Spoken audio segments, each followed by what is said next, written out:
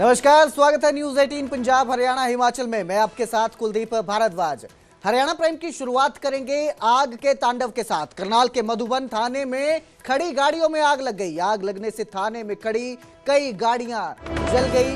बिजली की तारों में शॉर्ट सर्किट के चलते ये आग लगी है, ऐसा शुरुआती जांच में बताया जा रहा है। शुरुआती जानकारी ये सामने आ रही है। हालांकि फायर ब्रिगेड की जो टीम है उसको मौके पर बुलाया गया। कई गाड़ियां मौके पर पहुंची और आग पर काबू पाने में जुट गई। करनाल के थाना मधुबन की तस्वीरें हैं आपकी स्क्रीन पर। आप देख सकते हैं कि किस तरह जो खड़ी गाड़ियां थी वहां उनमें आग लग जाती है और थोड़ी ही देर में देखते ही देखते सारी गाड़ियों को ये आग जो है अपनी चपेट में ले लेती है। धुआं ही धुआं और आग की लपटें नजर आने लगती है, जिसके बाद मौके पर फायर ब्रिगेड की टीम बुलाई जाती है और कड़ी मशक्कत के बाद जो है फायर ब्रिगेड की जो टीम है वहां पहुंचकर इस आग पर काबू पाने में जुट जाती है। जो शुरुआती जानकारी सामने आ रही है कि एक शॉर्ट सर्किट होता है और शॉर्ट सर्किट के बाद जिस तरह से गर्मी पड़ रही है, भीषण गर्मी देखने को पड़ रही है और टेम्परेचर में भी बढ़ोतरी हो चुकी है, तो शॉर्ट सर्किट के कारण एकदम से ये गाड़ियां आग पकड़ लेती हैं, आग पकड़ती हैं और धूं धूं कर जलने लगती हैं। जैसे ही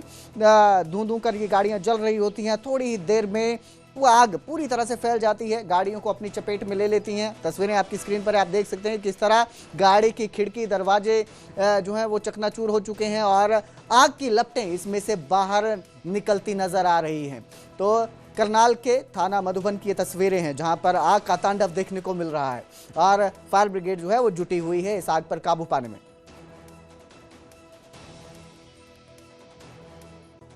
रोड की साइड ये 11,000 वोल्टेज की तारें जा रही है, उनमें शॉर्ट सर्किट होने के कारण आग लगी है। कितनी गाड़ियां सर चपेट में? एक गाड़ी का नुकसान है ज्यादा, मतलब और दूसरी का टायर वगैरह गले। तो फायर ब्रिगेड को मौके पर बुला लिया है, टीम ने आग पे काबू पा लिया गया। तो जैसे जैसे गर्मी बढ़ रही है, हरियाणा में आग का जबरदस्त तांडव देखने को मिल रहा है। एक ही दिन में कई जगहों पर आग लगने की घटनाएं सामने आ रही है। वहीं आज गुरुग्राम के सेक्टर 10 में भी एक कंपनी में भीषण आग लगी। उधर रेवाड़ी में पिछले कल 40 झुग्गियां जलकर राख हो गई थी। ये तस्वीरें आपको दिखा रहे हैं। दो तस्वीरें आपकी स्क्रीन पर आएंगी, जिसमें एक गुरुग्राम की है, दूसरी रेवाड़ी की है। गर्मी के चलते आग जो है वो भी फैल रही है। इस तरह की घटनाएं सामने आ रही हैं। एक ही दिन में दो जगह पर आग का ये तांडव देखने को मिला। गुरुग्राम में कंपनी में आग लगी है, तो वहीं रेवाड़ी में झोंपड़ियां जलकर राख हो गई।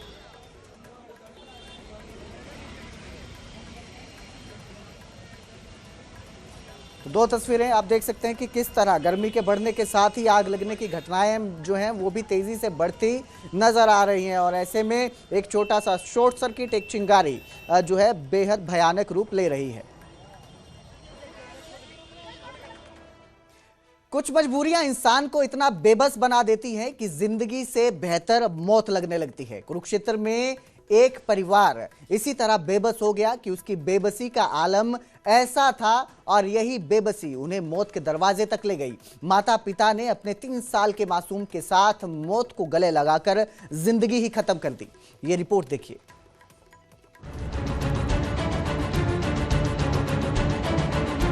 एक कमरा और कमरे पर लटकती है 3 लाशें, इंसान की बेबसी और लाचारी की सबसे दर्दनाक और झकझोर देने वाली तस्वीर। जिस कमरे में कुछ समय पहले तक एक परिवार खुशी खुशी रह रहा था, वही कमरा अचानक से एक रात को इस परिवार की मौत का गवाह बनता है। यह गवाह बनता है उस 3 साल की मासूम की टूटती सांसों का, जिसकी जिंदगी अभी ठीक से शुरू भी नहीं हुई थी। ये कमरा गवाह बनता है उस माँ बाप की मौत का, जो बेटी की बीमारी से लड़ते लड़ते साहस और धैर्य की पराकाष्ठा को पार कर मौत की आगोश में जा बैठी। सुबह सुबह एक दर्द भरी घटना कुरुक्षेत्र में मिली है। एक ही परिवार के 3 लोगों ने, यानी कि एक छोटी सी बच्ची ने सुसाइड कर लिया, माँ ने सुसाइड कर लिया, बाप ने सुसाइड कर लिया। क्यों सुसाइड किया है, बड़ा रहस्य है। ये वो घर है बिल्कुल, जो यानी कि छोटी सी बच्ची है, अभी उसको पता नहीं था, परिवार में मातम फंसा हुआ है। 30 साल के जतिंदर कुमार अपनी पत्नी मंजू और मात्र 3 साल की बेटी अद्विका के साथ कुरुक्षेत्र के प्रेम नगर इलाके में रहते थे। लेकिन अचानक सोमवार के सुबह जतिंदर कुमार के जीजा को जतिंदर के फोन से एक मैसेज पहुंचता है। इस मैसेज में लिखा था, जीजा हम सुसाइड कर चुके हैं आज रात, किसी को नहीं पता, सिर्फ आपको पता है। ये ऑटोमेटिक मैसेज लगाया था मैंने 5:30 बजे का। प्लीज घर जाकर मम्मी को संभाल लो और चाबी बाहर वॉश बेसिन में रखी है। कॉल मत करना, मम्मी अकेली होगी, मर जाएगी। वहां जाओ, सीमा को लेकर प्लीज जल्दी। उस पर मैसेज रात को यो करके मैं और 5:30 बजे का करे। 5:30 बजे मेरे लड़के को मैसेज आ गया। अच्छा। भी ऐसे ऐसे लड़के ने आया बोला देख क्यों ना मेरे को फोन किया, फिर डैडी ने मैं चलो भाई मैं आ रहा हूँ। इस मैसेज के बाद जब जतिंदर कुमार के घर का दरवाजा खोला गया तो छत से लटकती मिली 3 लाशें। ये लाशें जतिंदर, उसकी पत्नी मंजू और 3 साल की बेटी अद्विका की थी। देखिए, वो जो लिख के गए हैं उससे यही उन्होंने क्लियर किया है कि जो बच्ची हमारी बीमार है, हम उसका पेन सहन नहीं कर सकते और बच्ची की हेल्थ के कारण हम ये स्टेप उठा रहे हैं और इसके लिए हम खुद जिम्मेवार हैं। सुबह 6:30 बजे हमें करीब पता लगा। सर, कोई सुसाइड पे कोई टेक्स्ट मैसेज वगैरह भी किया जीजा को, क्या मामला है? वो उन्होंने अपने जीजा को मैसेज किया था जो सुबह 5:30 बजे उनके जीजा को मिला, जिसमें उन्होंने कहा था कि हमने ये कर लिया है और आप घर आके मम्मी जो मृतक की माता हैं, जो नीचे रहती हैं, ये फर्स्ट फ्लोर पे ऊपर थे, उनको आप संभाल लीजिएगा और हमने ये स्टेप उठा लिया है। हैरानी की बात यह है कि जिस दिन बच्ची अद्विका का जन्मदिन था उसी दिन पूरे परिवार ने मौत को गले लगा लिया। बेटी की बीमारी ने माता पिता को इतना तोड़ दिया था कि बेटी के जन्मदिन पर उन्होंने बेटी को मौत से बेहतर कोई दूसरा गिफ्ट देना जरूरी नहीं समझा। ये थार गाड़ी है जिससे परिवार घूमने गया हुआ था। थोड़े दिन पहले ही गाड़ी ली थी परिवार ने। आज बेटी का जन्मदिन था। उस बेटी का जन्मदिन मनाना था परिवार ने। परिवार के लोग, मातम पसरा हुआ है, यहाँ पर इकट्ठे हैं। तो कहीं ना कहीं ये परिवार के लोग हैं और छोटी सी बच्ची, उसके पिता रेलवे जो मेल सर्विस होती है, यानी कि रेलवे डाक सेवाएं होती हैं, उसमें नौकरी करते थे और ये बाकायदा थार गाड़ी ली थी।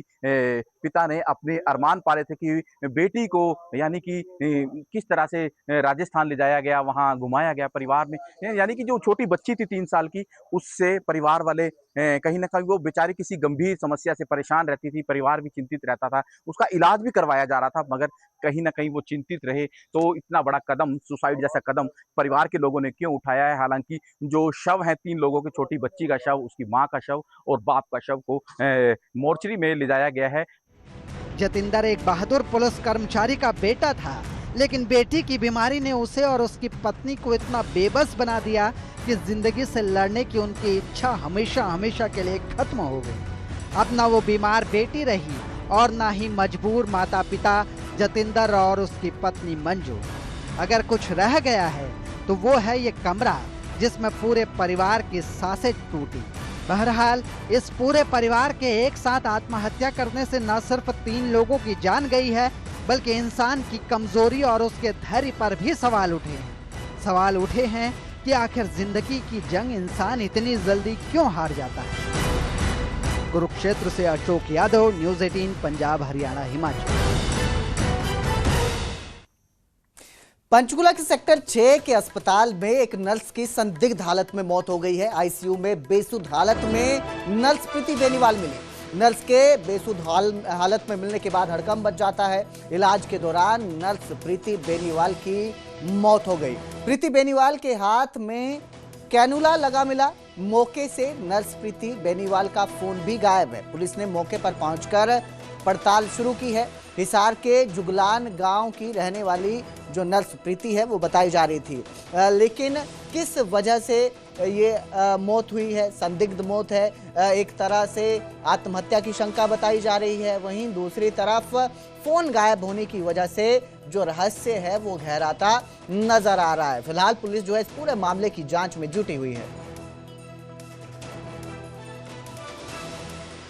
वहाँ थी वो अंदर, शाम के टाइम जैसे 7:45 बजे करीब ना, बस वही चेंज करने गए स्टाफ, तो एक दूसरे से ओवर लेने लगे। इतने में वो आईसीयू भी बंद था, अंदर कोई जा ही नहीं रहा था।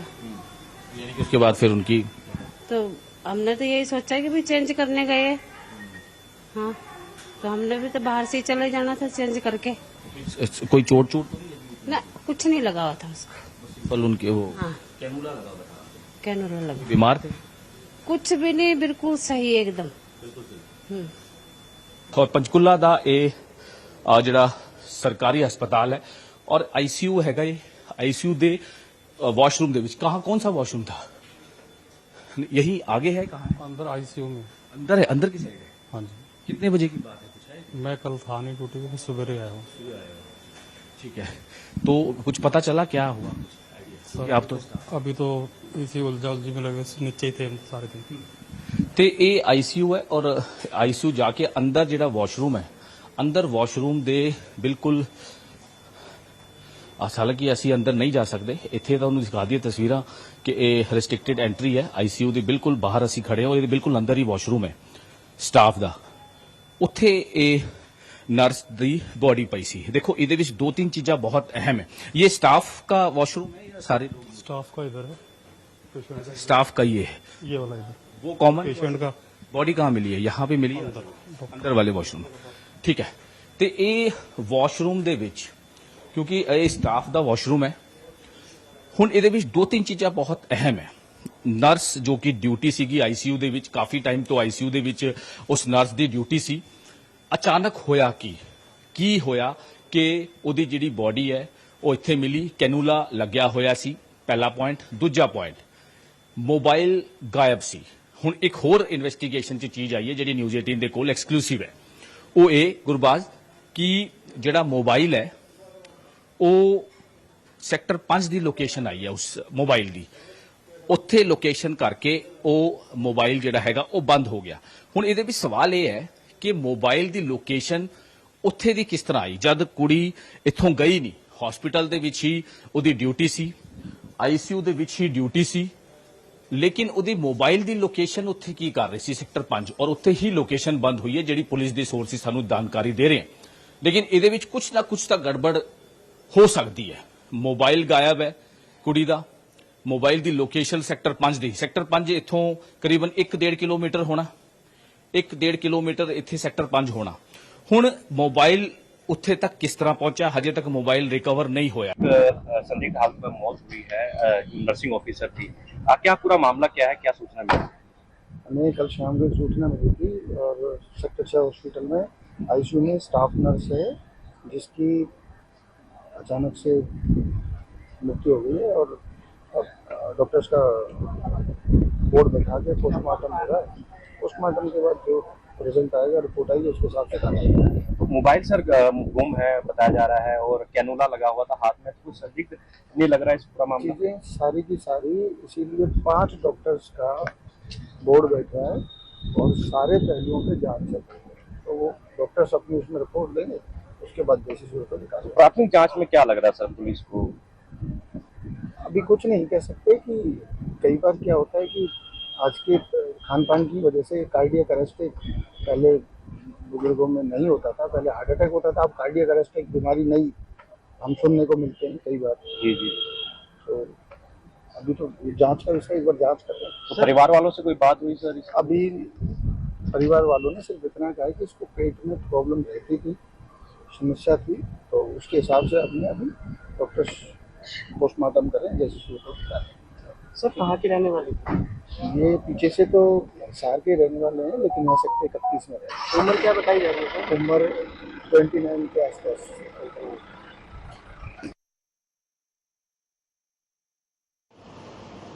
तो शॉकिंग है, बस इतना कह सकते हैं। किस तरह से अच्छी समझदार थी, ऐसा हमें हमारी नोटिस में कुछ नहीं है।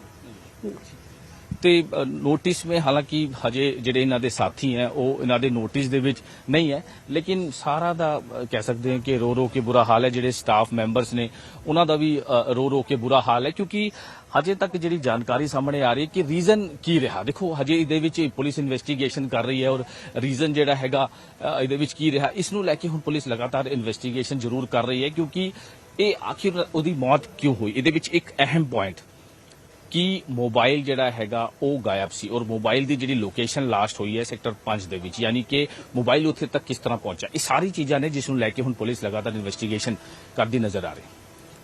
ਪੰਚਕੂਲਾ ਤੋਂ ਕੈਮਰਾਮੈਨ ਸਨਪ੍ਰੀਤ ਸਿੰਘ ਨਾਲ ਮਨੋਜ ਰਾਠੀ, ਨਿਊਜ਼ 18 ਪੰਜਾਬ। हाल में हुई ये संदिग्ध मौत फिलहाल मिस्ट्री बनी हुई है। आगे बढ़ेंगे, बात करेंगे दुष्यंत चौटाला और सीआईए इंचार्ज के बीच विवाद के मामले की, जो लगातार तूल पकड़े हुआ है। हिसार पुलिस ने विवाद का नया सीसीटीवी जारी किया है और दुष्यंत चौटाला के काफिले पर रैश ड्राइविंग के इल्जाम लगाए हैं। सुरक्षा में प्राइवेट पायलट गाड़ी लगाने का भी इल्जाम लगाया गया है। मामले को लेकर डीएसपी कमलजीत ने कहा कि पुलिस की गाड़ी को टक्कर मारने की भी कोशिश हुई है। तो ये अब नया जो है इसमें मामला सामने आ रहा है, एंगल सामने आ रहा है और इसमें पुलिस जो है पॉलिसी अब इल्जाम लगाती नजर आ रही है। दो वीडियो आपकी स्क्रीन पर नजर आ रहे होंगे। पहला वीडियो जो अब सीसीटीवी जारी किया गया है पुलिस की तरफ से, उसमें रैश ड्राइविंग करते हुए नजर आ रहे हैं पुलिस की गाड़ी के साथ ही। वहीं दूसरा वीडियो पुराना वीडियो है जिससे विवाद ये शुरू हुआ था, जिसमें आरोप लगाए गए थे कि जो गाड़ी है वो काफिले के आगे खड़ी होती है, काफिले को रोका जाता है और यहीं से ये विवाद भड़का था। तूल पकड़ते गए थे, इल्जाम लगाए गए थे कि एक साजिश के तहत किया गया है, उनके काफिले की गाड़ी को बीच में रोका गया है और इस मामले में दुष्यंत चौटाला ने भी एफआईआर की मांग की थी। वहीं अब पुलिस की तरफ से ये एक नया सीसीटीवी जारी कर दिया गया है और विवाद जो है अब तूल पकड़ता नजर आ रहा है और इस विवाद में एक गाड़ी नजर आ रही है। रैश ड्राइविंग के इल्जाम लगाए गए हैं और इसके साथ ही इल्जाम लगाए गए हैं कि टक्कर मारने की भी कोशिश की गई थी गाड़ी के साथ। का काफिला जिंदल पार्क होते हुए भी, पड़ाव चौक होते हुए भी पीछे पीछे चल पड़ा। जब पहले इन दोनों गाड़ियों को सही मिल गई गाड़ी में और दुष्यंत जी के काफिले में काफ़ी अंतर था, मगर जब पड़ाव चौक क्रॉस किया तो वह अंतर काफ़ी कम हो गया था, क्योंकि जो पायलट का काम कर रही थी प्राइवेट गाड़ी दुष्यंत जी की, वो काफ़ी तेज़ स्पीड में गाड़ी चला रहे थे। तो पड़ाव चौक के बाद 2-3 बार इन पायलट ने गलत तरीके से ओवरटेक करने की कोशिश की सही मिल गेट की गाड़ी को और उनका एक्सीडेंट 2-3 बार होते होते बचा। जब यह काफिला सही मिलगेट की गाड़ी और काफिला सब्जी मंडी पुल के पास पहुंचा तो स्कॉर्पियो गाड़ी थी जो पायलट का काम कर रही थी, उसने गलत तरीके से ओवरटेक किया। तो उधर जेजेपी की ओर से लगातार अब मामले में पुलिस पर ही कार्रवाई की मांग की जा रही है। जेजेपी अध्यक्ष अजय चौटाला ने कहा कि पार्टी सरकार के फैसले का इंतजार कर रही है, मगर उचित कार्रवाई नहीं हुई तो जेजेपी बड़ा फैसला लेने से पीछे नहीं हटेगी। वहीं पूर्व डिप्टी सीएम दुष्यंत चौटाला भी मामले में पुलिस पर गंभीर इल्जाम लगा चुके हैं। ये क्षण भी है, स्वाभाविक है, जब हमारे किसी साथी के दुख सुख होता है तो उसमें शरीक होते ही हैं। जी, एक कल का जो प्रकरण है, जिस तरह से पार्टी का क्या अभी स्थिति है, अभी क्या देख रहे हैं, पार्टी को क्या निर्देश है कार्यकर्ताओं को, अपडेट उसमें? आज हम वेट कर रहे हैं सरकार उन लोगों के खिलाफ क्या एक्शन लेती है जी, क्योंकि इन्होंने अपने प्रेस नोट में तो ये कबूल कर ही लिया कि वो सीआईए के लोग थे। नंबर प्लेट भी फर्जी थी उस गाड़ी पे, पंजाब में रजिस्टर्ड वो गाड़ी है, सारा काम ही फर्जी था। और एक एक्स डिप्टी चीफ मिनिस्टर के ऊपर वेपन तानना, जिसको वाइस सिक्योरिटी सरकार ने खुद दे रखी है, ये तो शुक्र है कि उसके गनमैनों ने फायर नहीं किए, अदरवाइज कोई भी बड़ी मिसहैप हो सकती थी। निश्चित। आज खेल मंत्री ने भी कहा है कि इस मामले की जांच होनी चाहिए।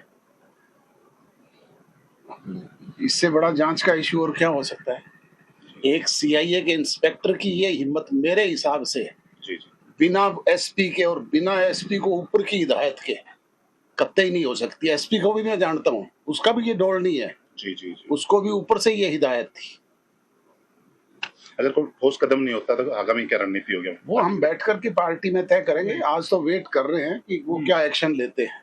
अगर कोई एक्शन नहीं लेंगे तो हम तो अपना निर्णय करेंगे। अगर वो ये कह रहा था कि हमारे स्टाफ में किसी की गलती थी, मैं उतर के आया हूं, तो वो गाड़ी में बैठ के क्यों भागा? वो गाड़ी में 5 लोग थे, तो राजकुमार भोड़ा जो ड्राइवर के पिछली सीट से उतर कर आया, उसको मौके पर छोड़कर क्यों फरार हुए? इनकी मंशा रोकने की, डराने की नहीं थी, इनकी मंशा कुछ और थी।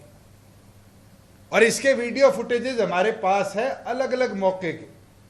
और अब जब मैं आपसे बात कर रहा हूं, हिसार में मेरा पीएस है सतीश, हमारे पार्टी के सजल लावट जी है, अन्य लोग हैं, वो अलग अलग दुकानदारों से मुलाकात कर कर सीसीटीवी फुटेजेस लेना चाह रहे हैं।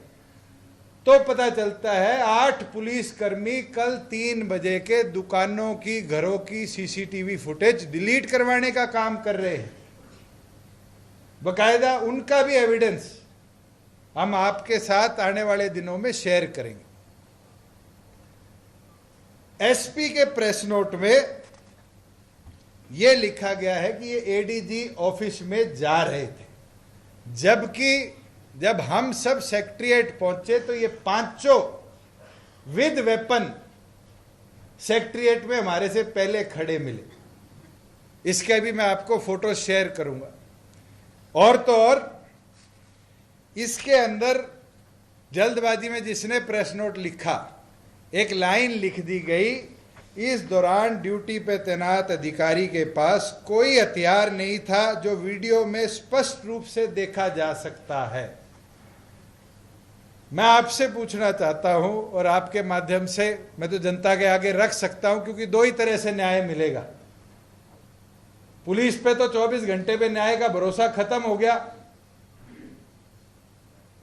और अगर सोमवार तक इसमें एफआईआर नहीं हुई, मैं तो 2 ही अदालतों में जाऊंगा, जनता की अदालत में और कोर्ट में। तो फिलहाल लगातार ये मामला जो है वो तूल पकड़ा हुआ है और अब देखना यह है कि आगे इसमें क्या मोड़ देखने को मिलता है। उधर हिसार में वकीलों ने 1 दिन का वर्क सस्पेंड किया। बार एसोसिएशन की बैठक के बाद वकीलों ने वर्क सस्पेंड करने का ऐलान किया। बैठक के बाद बार एसोसिएशन के अधिकारी सीधे एसपी ऑफिस पहुंचे और अपनी मांगों को लेकर एसपी को ज्ञापन सौंपा।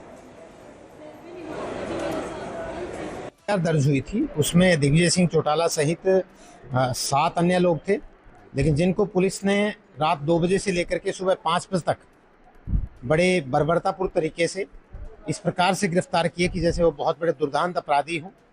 तो उनमें से जितेंद्र शोराण को छोड़ करके बाकी जो 5 लोग गिरफ्तार किए गए थे वो शहर के सम्मानित व्यापारी भी थे। ठीक है, वो जननायक जनता पार्टी से जुड़े हुए, लेकिन उनका नाम एफआईआर में नहीं था, ना जीजीयू प्रशासन ने उनका नाम लिखवाया था और ना ही वो किसी फुटेज में कोई एक्टिविटीज़ करते हुए दिख रहे हैं। तो बिल्कुल ये गलत है पुलिस प्रशासन का, कहीं ना कहीं आमजन के अंदर दहशत फैलाने का कार्य। एफआईआर में किन किन लोगों का नाम है? एफआईआर में दिग्विजय सिंह चौटाला का नाम है, हरेंद्र बेनीवाल है, हरकेश ढांडा है, दीपक मलिक है, रोहित सोनी है और एक अज्जू घनगस है और 1-2 लोग और होंगे। 8 लोग हैं टोटल। फरीदाबाद से एक दुखद खबर सामने आई है, जहां 26 साल के सेना के जवान मोहित ट्रेनिंग के दौरान शहीद हो गए।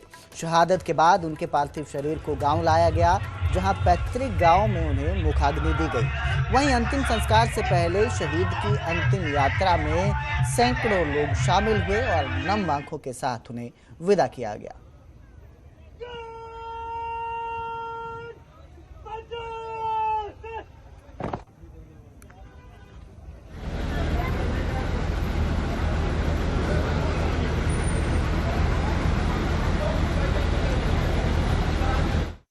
प्राइम में फिलहाल इतना ही। बाकी की खबरों के लिए देखते रहिए न्यूज़ 18 पंजाब, हरियाणा, हिमाचल।